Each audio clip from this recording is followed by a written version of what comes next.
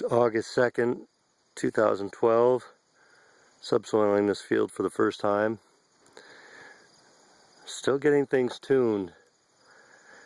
It's rocky. I'm busting shear pins like they're toothpicks. Live and learn though. A hydraulic unit would be smart here. Here's the state of the subsoiler as it is. 12-foot frame, 5 shanks right now. Didn't want to test things. Soils are really compacted and tight here. Got a seed box and a toolbox, which is getting frequent use right now. I mounted it too high. There's some gymnastics involved. Got our roller. Got our modified Gandy boxes with a steamed clam extension on that one.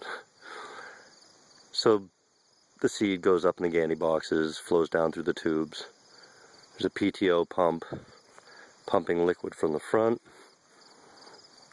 and injects seed and a nutrient blend down into the rips. Pretty good finish generally.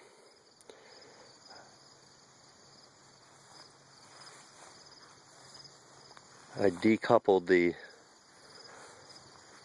rollers as the depth control because with the giant rocks I was just breaking the chains which maintain the roller,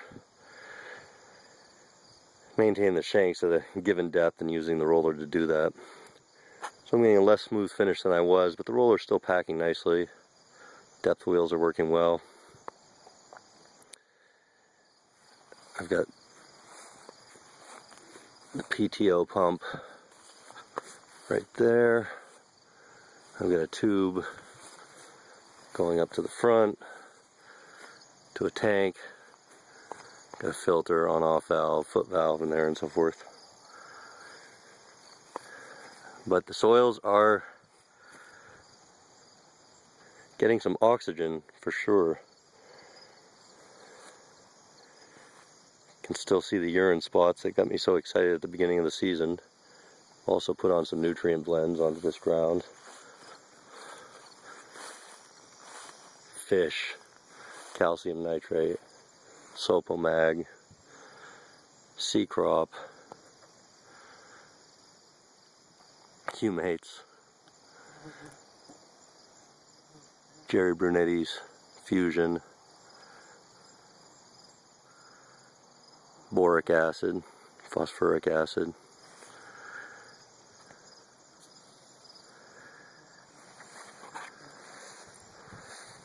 And a number of other things that aren't coming to mind right now.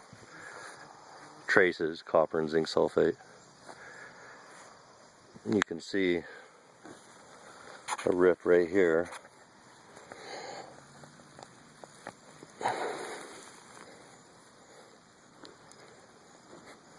Sorry about the camera wobble.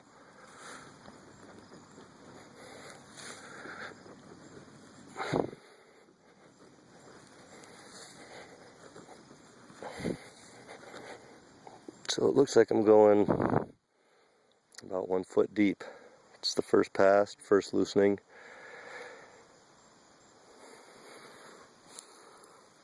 Down into the rabbit hole.